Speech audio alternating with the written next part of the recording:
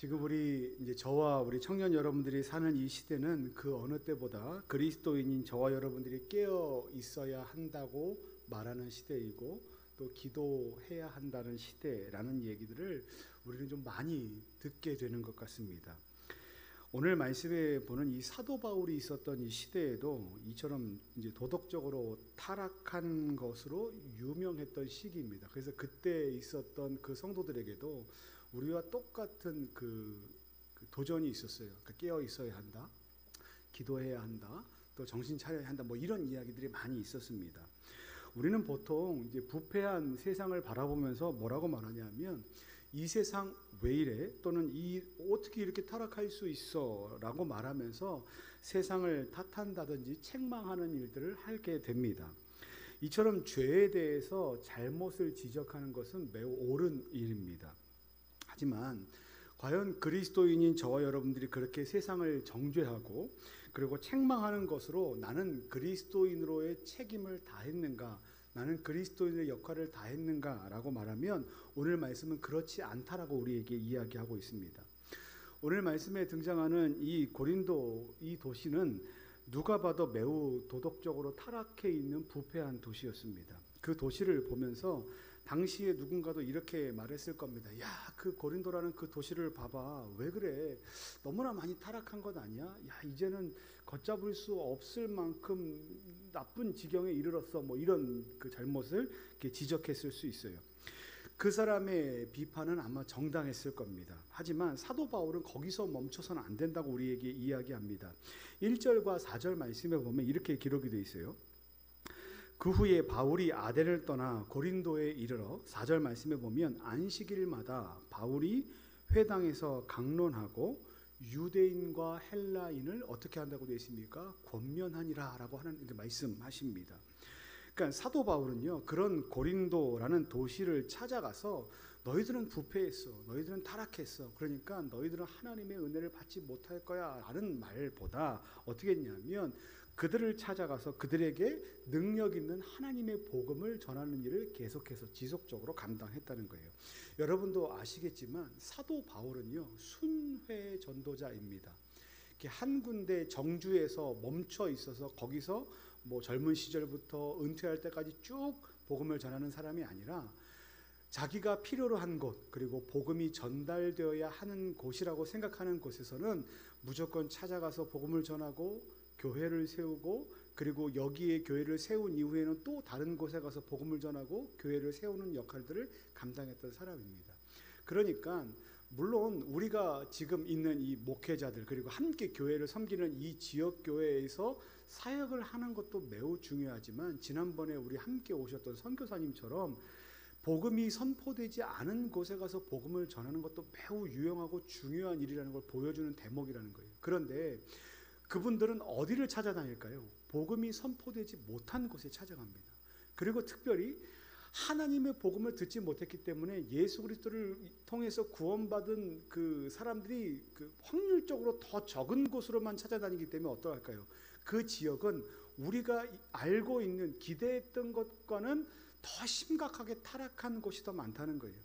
그런 것을 보면서 우리는 어떻게 할 수 있습니까? 정죄하고 비난하고 비판하고 나는 세상과 다르다라고 말하면서 그곳에 섞이기를 거부할 때가 있습니다. 여러분, 어떤 이제 TV에 나오는 출연자들을 보면 이런 느낌이 들 때가 있어요. 아, 저 사람 왠지 모르게 교회 다니는 것 같다라는 생각이 드는 그 출연자를 볼 때가 있습니다. 어떨 때 그러냐 하면 그 사람이 보여주고 있는 뭐 이미지, 그리고 그 사람이 보여주는 행동도 그렇지만 그 사람이 어떤 말투를 사용하는지, 그리고 어떤 류의 이렇게 뭐랄까 이렇게 뉘앙스의 말들을 사용하는지를 보고, 아, 이 사람은 아마 믿는 집안에서 자랐을 거다, 아니면 이 사람은 믿음을 가진 사람일 거다라는 생각을 갖게 될 때가 참 많습니다. 이게 무슨 말이냐면요, 믿는 사람과 믿지 않는 사람이 가지고 있는 사용하는 단어, 그리고 생각하는 관점과 가치관, 그리고 세계관들이 모두 다 이렇게 구분될 만큼 다르다는 거예요. 그러니까 딱 보이잖아요. 믿지 않는 사람들이 이 사람을 봤을 때 야, 예수쟁이다라는 것처럼 우리들도 뭐가 보입니까? 이 사람을 보면 믿음이 없는 사람처럼 보인다, 믿지 않는 세상 사람들처럼 보인다라는 것이 딱 구분이 됩니다. 그럴 때 우리의 마음이 어떻게 되는지 아십니까? 저 사람은 구원이 없어, 저 사람에게는 믿음이 없어, 저 사람은 너무나 타락했어 라는 것으로 세상을 이렇게 이분법적인 잣대를 가지고 판단하고 거기서 그와 관계를 갖지 않을 때가 우리 가운데 참 많다는 거예요. 누가 그럴까요? 제가 그렇습니다. 저는 어린 시절부터 모태신앙으로 교회에서 자랐어요. 그러니까 믿는 부모님 밑에서 자랐고, 그리고 교회에서 생활하는 것이 저의 일상이었습니다. 그러니까요, 그렇지 못한 사람들을 볼 때마다 제 안에 어떤 마음이 있냐면 거부감이 있는 겁니다. 사용되는 단어, 말투, 표정, 노는 방법, 그리고 삶의 패턴과 방식들이 저와는 계속해서 부대낌이 있는 것들을 발견하게 됩니다. 그러면서 점점 어떻게 될까요? 믿는 사람들과 모이고, 믿는 사람들과 만나고, 그리고 믿지 않는 사람들과의 거리를 두게 됩니다. 어디서 그랬을까요? 학교에서 보통 그렇습니다. 그러니까 제가 미션 스쿨을 다니긴 했지만, 저는 미션 스쿨 다녔지만 특별히 교회, 기독교 학교라 그래서 이렇게 막 충분한 이렇게 혜택이 주어지는 것은 아니었기 때문에 믿지 않는 친구들과 만날 때마다 이렇게 많은 비난과 손가락질을 받기도 하고, 또 저도 스스로 다른 사람들을 비난하고 손가락질하는 일들을 많이 했던 그 삶들을 좀 돌이켜 보게 됩니다. 그러면서 세상에 나갑니다. 어떻습니까? 믿지 않는 사람들이 이렇게 많다라는 것을 이제 20대가 되어서 충분하게 느끼게 됐던 것이 군대에서 그랬던 것 같아요. 삶의 방식과 말투가 전혀 다릅니다. 왜 군복만 입혀놓으면 좋지 못한 생활 습성들이 나오는지는 잘 모르겠지만 군대에서 그런 것들을 많이 보게 됐어요.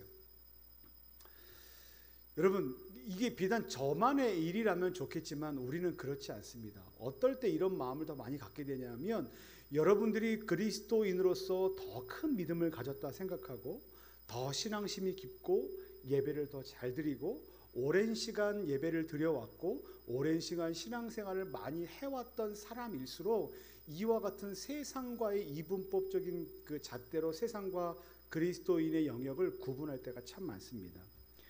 그러니까 오늘 이 말씀은요, 그렇기 때문에 목사님 어떻게 하라는 말입니까? 라고 물어본다면, 혹시나 목사님 세상 사람들과 똑같이 살아도 괜찮다라고 하는 말씀이십니까? 라고 오해할 수 있습니다.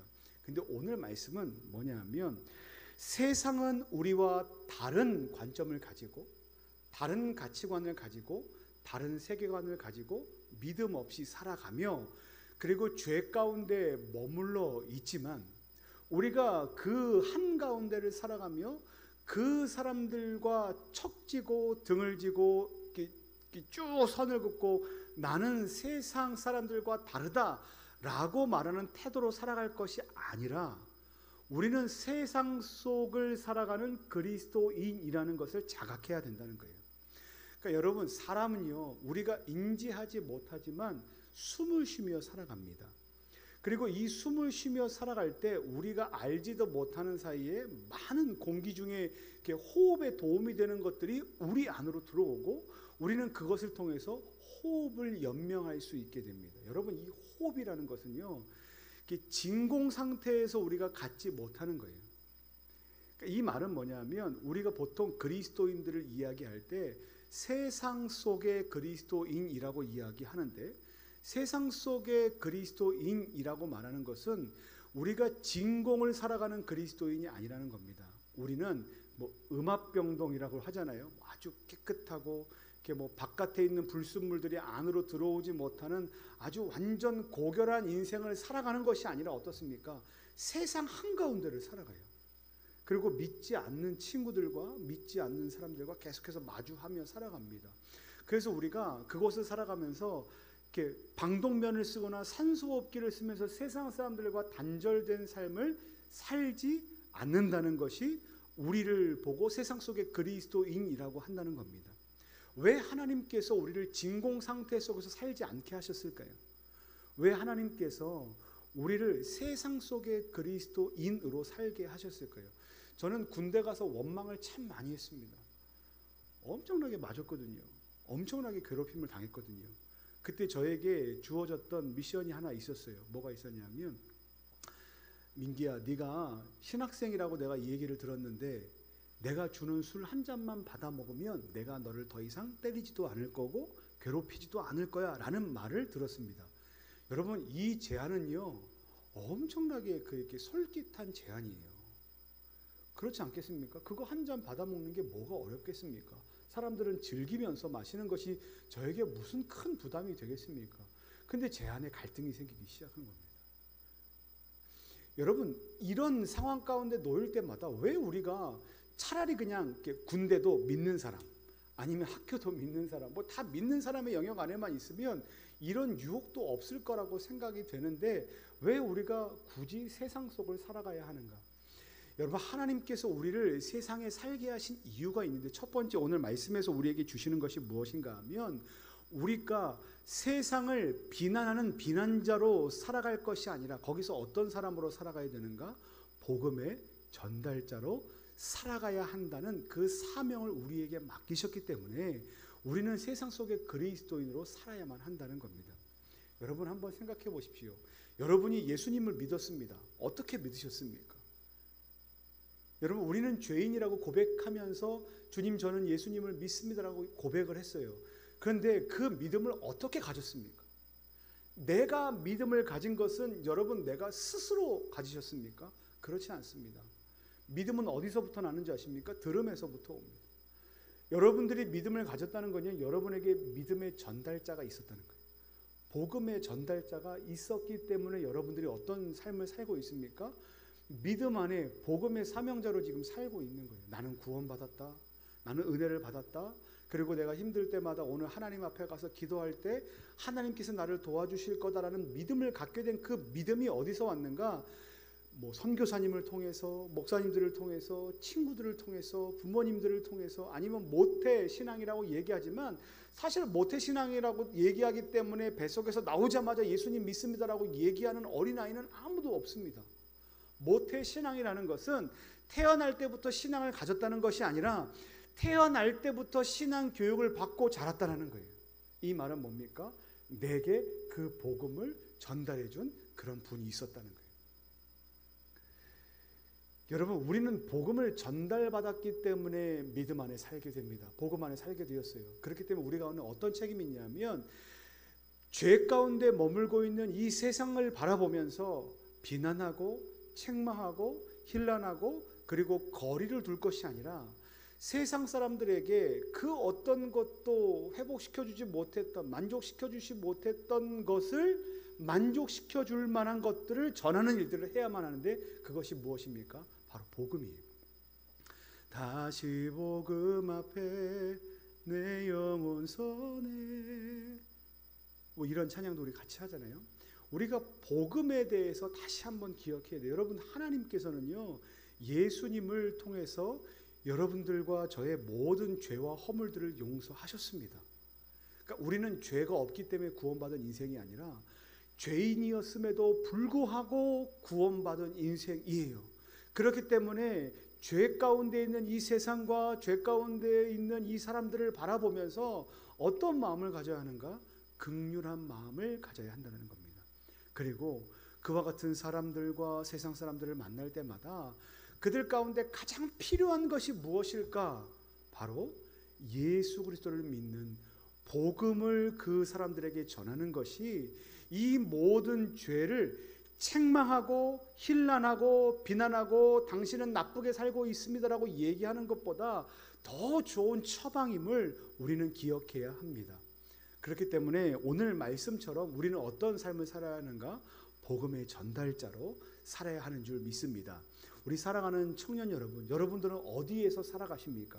그리고 어디에서 세상 사람들과 함께 마주하고 살아가고 계십니까?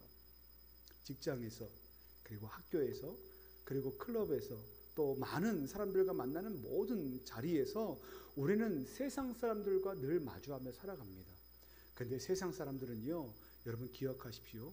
비난의 대상이 아니라 여러분 복음 전달의 대상입니다.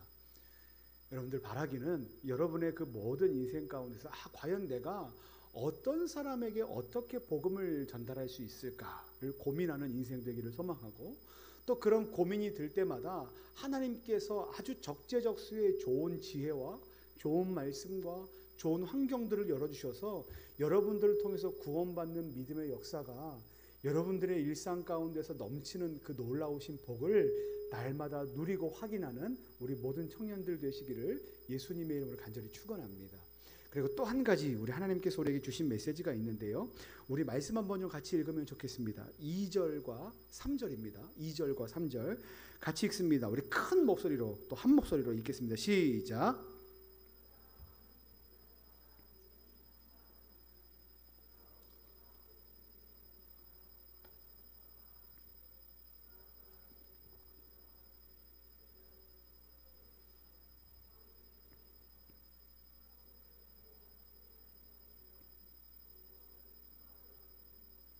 아멘. 여러분, 어렸을 때 이제 제가 많이 듣던 예화가 이런 거였어요. 남편분들이 아내들이 교회 가는 것을 너무나 싫어한다, 뭐 이런 예화들이 많았습니다.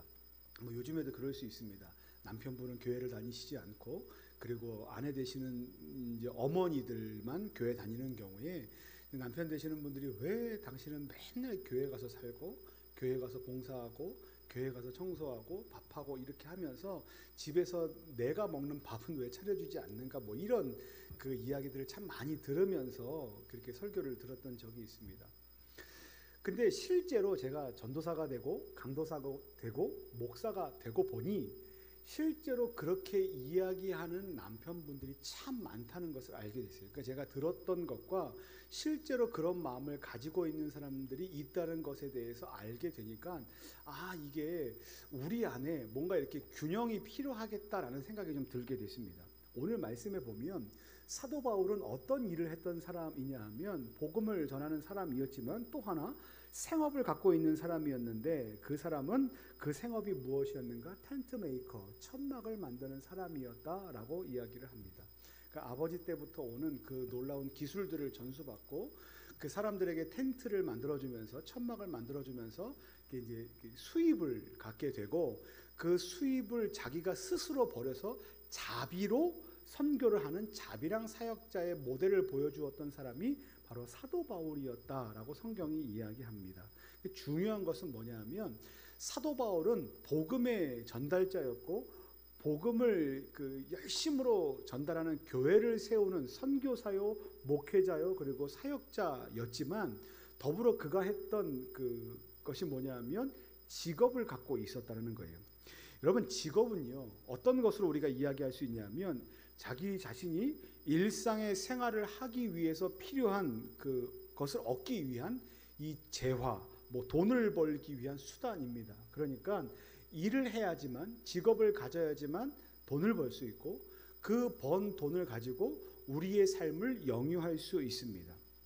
그래서 저는 이제 이 기회를 통해서 한 가지 여러분들에게 좀 말씀을 드리고 싶은 게 하나 있어요. 제가 뭐 어떤 특별한 기회를 통해서 말씀드리는 건 아니고, 이렇게 말씀을 드리고 싶은 게, 우리가 헌금을 위해서 기도할 때 이렇게 기도할 때가 많아요. 하나님, 우리가 우리의 정성을 모았습니다 라고 말하든지, 아니면 우리의 마음을 조금씩 모았습니다라는 표현으로 기도할 때가 참 많습니다.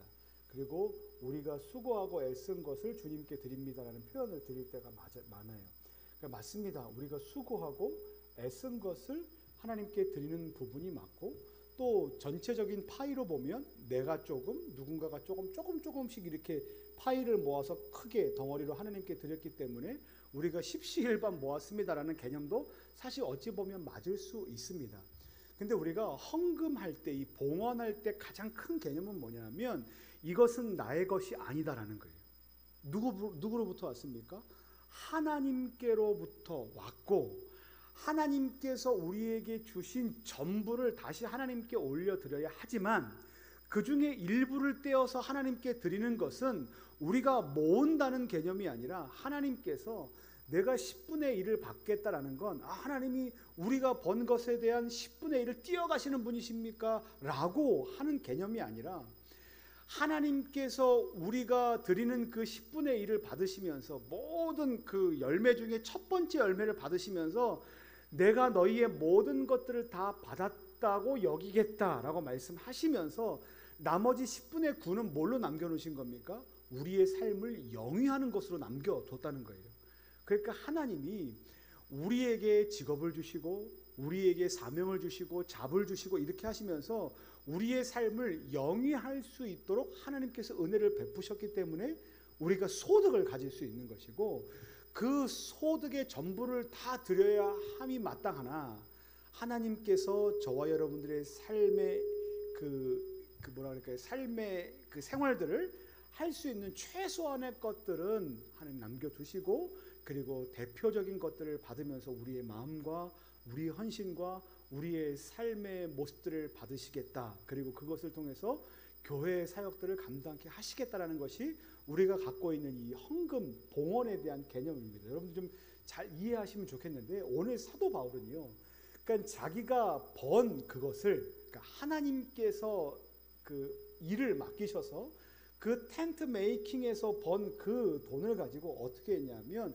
자기 삶의 일부의 삶을 영위하고, 그리고 그것을 하나님께 드리면서 하나님을 위해 헌신하는 그 사역을 위해서 그 재화를 사용했다라는 것이 오늘 말씀의 내용입니다. 그러니까 잡이 있었다는 거예요. 그러면 우리가 이것을 좀 이렇게 생각할 수 있어요. 그러면 내가 신학교를 가고 또 반은 뚝 떼서 내가 뭔가 일을 가져야 하는가, 이런 것이 아니고요. 여러분들에게 좀 삶에 좀 적용시켜 보기를 소망합니다. 우리는 이렇게 둘 중에 하나에 몰두할 때가 있습니다. 그러니까 돈을 버는 것으로 한번 생각해 보십시오. 여러분, 돈을 버는 것에 몰두하는 사람이 있고요, 돈을 버는 것을 저속하다고 생각하는 개념이 있습니다. 여러분, 어느 게 맞습니까? 어느 게 맞을까요? 돈은 세속적인 겁니까?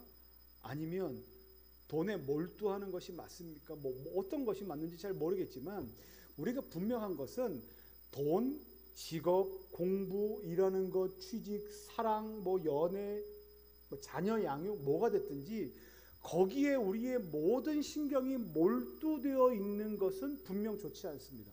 왜 그런가 하면 그 몰입 자체가 나쁜 것이 아니라, 그 몰두하게 되면 몰두할수록 우리가 하나님을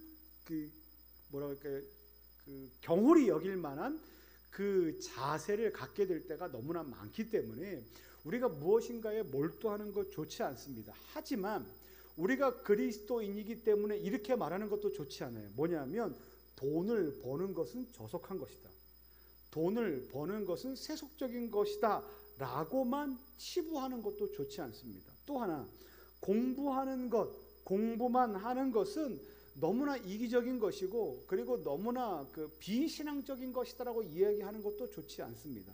또 일하는 것을 너무 이것도 비신앙적이다, 하나님을 사랑하지 못하는 것이다 라고 이야기하는 것도 좋지 않습니다.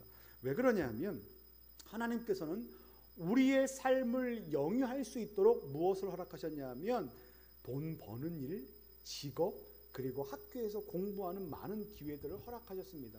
거기엔 연애도 들어있습니다. 그리고 노는 것도 들어있습니다. 좀 더 이야기하면 모르겠어요. 게임이 좋다 나쁘다 이거는 저는 아직 딱 이렇게 공부해 본 적은 없습니다. 하지만 친구와 PC방에 간다? 그것도 때론 필요할 수 있습니다. 제가 너무 좀 이렇게 열려 있습니까? 노래방에 간다? 코인 노래방 가십시오. 좋습니다. 그러니까 여러분들, 우리가 할 수 있는 많은 레크리에이션, 레저, 여행, 그리고 누리는 것, 돈을 버는 것, 직업을 갖는 것, 많은 것들 좋습니다. 근데 중요한 것은 뭐냐면 그것을 우리가 왜 하는가에 대한 그 목표와 방향성이 설정이 되어야 된다는 거예요. 다시 한번 공부와 돈 버는 것으로 한번 돌아가 볼게요. 여러분, 공부하는 우리 청년들 있죠. 왜 공부하십니까? 왜 고등학교 때 그렇게 공부해서 대학에 가셨습니까? 그리고 대학에 기껏 가서 왜 또 공부하고 또 시험을 보고 또 취업을 준비합니까? 그리고 취직해서 왜 그렇게 또 열심히 합니까? 왜 그렇게 돈을 법니까? 그리고 왜 그렇게 뭘 사야만 합니까? 라고 우리가 물어보면 사실 딱히 답은 없습니다. 그냥 좋아서 라는 답밖에 우리가 가질 수 없어요. 그러니까 사람들이 공부를 하기 때문에 거기서 1등하는 것이 좋을 것 같아서 공부하고, 대학에 가는 것이 좋을 것 같기 때문에 공부하고, 그리고 대학에 갔으니 좋은 성적을 받는 것이 좋을 것 같아서 공부하고, 그러면 취직에 도움이 될 것 같으니 많은 스펙들을 쌓고, 그리고 스펙들을 쌓아보니 또 취직을 해야 되겠고, 취직을 하려고 봤더니 이왕 내 마음에 드는 곳, 이왕 돈 많이 주는 곳, 이왕 복지가 좋은 곳으로 가야 되겠기에 많은 고민들하고 갈등들을 합니다. 그러면 오늘 사도 바울이 갖고 있는 이 직업과 뭐가 다른가 좀 비교를 해봐야 됩니다. 사도 바울이 갖고 있었던 이 직업은 방향성이 이렇게 명확하게 설정이 되어 있어요. 뭡니까? 사역입니다. 사도 바울이 갖고 있었던 이 사역의 방향성은 오로지 사역이에요. 뭡니까? 물론 거기에서 얻는 재화도 있고, 거기서 얻는 기쁨도 있고, 거기서 얻는 만족도 있고, 거기서 만나는 사람들도 있고, 기쁨들도 있지만, 그것이 궁극적으로 무엇을 위해서 하는 것입니까? 세상 속에서 하나님의 복음을 전하기 위해서 사용되는 재화와, 그리고 만나야만 할 사람들의 관계, 이 네트워킹을 위해서 그 일들을 감당했다는 거예요. 그러니까 여러분, 이것을 갖고 와서 우리가 우리의 직업과, 우리가 돈 버는 목적과, 우리가 공부하는 목적과 이유들을 살펴봤을 때 우리의 목표와 방향성을 다시 설정해야 될 필요가 있습니다. 여러분, 왜 공부하십니까? 여러분, 왜 돈을 많이 벌기를 원하십니까? 그리고 여러분, 왜 좋은 직장에 취직하기를 원하십니까? 제가 부동산을 다닐 때마다, 다른 데선 들어본 적이 없어요.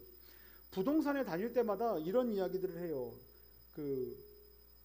안녕히 가세요 이런 말을 안 하고요. 뭐라고 말씀하시냐면 부자 되세요 이렇게 얘기하시더라고요. 부동산 분들이 특히 그렇게 말씀을 많이 하세요. 왜냐하면 이제 그게 지금 우리가 갖고 있는 세팅의 기준이에요.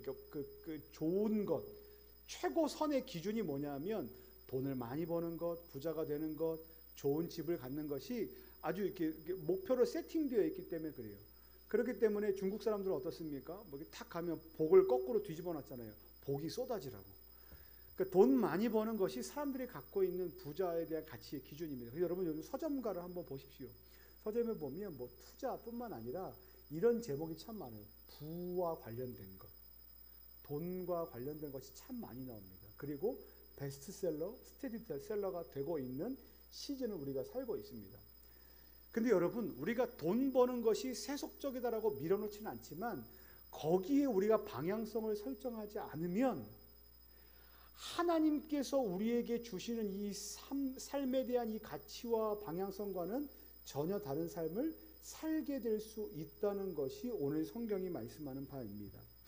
여러분, 우리가 공부를 합니다. 그때마다 우리는 하나님의 지혜를 구합니다. 그때 하나님은 어떻게 하십니까? 지혜를 주실 거예요. 여러분, 여러분들이 취업을 준비하십니까? 하나님께 기도하고 하나님께 맡기고 나아갈 때마다 하나님께서 취업을 준비할 때 있는 모든 그 역경들을 해결해 주실 겁니다. 그 갈 길을 밝히 보여주실 거예요. 닫혀있던 모든 문들을 열어주실 거예요. 직장 생활하는 가운데 어려운 관계가 있습니까? 감당하지 못할 그 프로젝트가 있습니까? 하나님께 기도하십시오. 하나님께서 그 모든 삶의 역경들의 문제들을 해결해 주실 겁니다. 여러분, 맡겨야만 해요. 그런데 맡기는 것도 중요하지만 방향성을 다시 설정하십시오. 하나님, 내가 이 일을 왜 하고 있습니까? 내가 공부를 왜 하고 있습니까? 돈을 왜 벌고 싶어 합니까? 내가 왜 이 직장을 가고 싶어 합니까? 내가 왜 이 일을 해내야만 합니까? 거기에는 여러분들에게 주신 사명이 발견되어야만 합니다. 그러면 여러분에게 주신 사명이 뭘까요? 저는 잘 모릅니다. 잘 모르겠어요. 하나님이 여러분에게 주신 사명이 무엇인지, 하나님이 여러분에게 주신 메시지가 무엇인지, 누구누구야, 너는 오늘부터 이런 일을 해야 된다, 너는 이런 일로 가슴이 뛰었으면 좋겠다, 그리고 어떤 일을 통해서 너희들이 뭐 이렇게 하나님의 은혜를 드러냈으면 좋겠다, 잘 모르겠지만 여러분 이 말씀만 기억하십시오. 고린도전서 10장 31절 말씀에 그런즉 너희가 먹든지 마시든지 무엇을 하든지 다 하나님의 영광을 위하여 하라라고 하나님께서 우리에게 말씀을 주셨습니다. 그것이 무엇인지 모르겠지만 그것이 무엇인지는 하나님이 아시고 그리고 여러분들이 아시게 될 겁니다. 지금 찾지 못했다고, 발견하지 못했다고 너무 조바심 내지는 마십시오. 하지만 기억하십시오. 내 삶에는 분명한 목적과 방향성이 설정되어야 한다는 겁니다. 돈을 버는 것도, 공부를 하는 것도, 사람을 만나는 것도, 그리고 직장에 취업하는 것도, 결혼을 하는 것도, 자녀를 낳는 것도, 자녀를 양육하는 것도, 부모님을 섬기는 것도, 친구와 여행을 가는 이 모든 것에서도 하나님께서 과연 내 인생 가운데 바라는 것이 무엇인가, 여러분 기억하시길 바랍니다. 사람들은 무작정 부자가 되고 싶어 합니다. 사람들은 무작정 잘 살고 싶어 합니다. 나의 안위를 위해서 살아가기를 소망합니다. 오늘 아침에도 담임 목사님께서 말씀하셨고 함께 기도했던 바가 있어요. 아프가니스탄 사태예요. 여러분, 아프가니스탄 사람들이 눈에 들어옵니까? 여러분, 눈에 들어와야 합니다. 나와 멀리 있는 사람들이어도 눈에 들어와야 해요. 그러니까 이 말이 뭐냐면 여러분, 시대의 눈을 뜨셔야 됩니다. 시대. 내가 먹고 사는 것, 내가 직장에 취직하는 것, 그게 내 인생의 전부다가 아니라 과연 하나님께서 나를 이 땅에 보내시고 이 시대를 위해서 하나님이 나를 어떻게 사용하시려고 하시는가.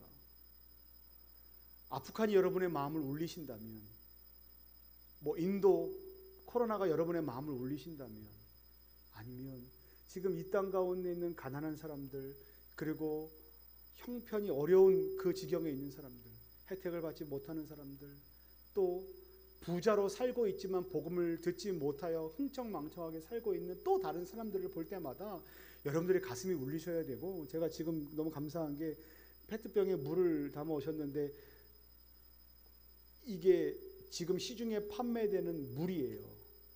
포장지를 뜯은 게 아니라 물이에요. 그러니까 이 페트병도 사용하는 게 좋지는 않지만 시대적인 이 담론이 뭡니까? 쓰레기를 줄여야 한다는 담론 아닙니까? 그래서 자기의 상표가 보이지 않아도 여기에서 라벨지를 띄겠습니다라고 하는 시대가 바로 지금의 시대예요. 여러분, 이 환경보호도 여러분의 마음을 울리고 있습니까? 뭔지는 잘 모르겠어요. 하지만 여러분 기억하십시오. 지금 하나님께서 여러분들을 살게 하시고 여러분들을 공부하게 하시고 돈을 벌게 하시고 그리고 직장에 취업을 준비하게 하시고 직장 가운데 보내신 이유가 있습니다. 그 이유를 물으시고 이유를 발견하시고 그 발견한 이유를 가지고 그냥 향방 없이 방향성 없이 사는 인생이 아니라 정말 하나님께서 우리를 가슴 뛰게 하시고 여러분들을 아름답게 사용하실 수 있는, 아주 멋지게 사용하실 수 있는 그곳에서 이번 한 주간도 그리고 다음 한 주간도 그리고 일평생을 살아가시는 우리 복된 믿음의 청년들 그리고 능력 있는 그리스도인들 되시기를 예수님의 이름으로 간절히 축원합니다. 제가 기도하겠습니다.